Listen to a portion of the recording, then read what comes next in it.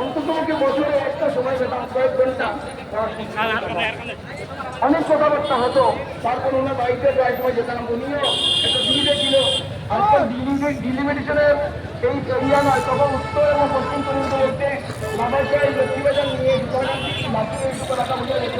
উনি যখন এদিকে যেতেন আমার এখানে উঠছেন আমাদের মডার্ন টিচারকে, যিনি কার্যালয়ে তো তার সান্নিধ্য পেয়েছিলাম।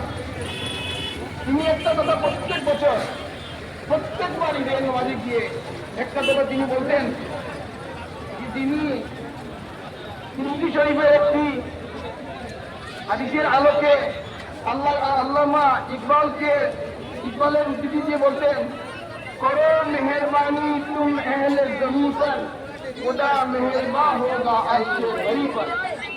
আমরা সবাই জানি তোমরা পৃথিবীবাসীর প্রতি রহম করো।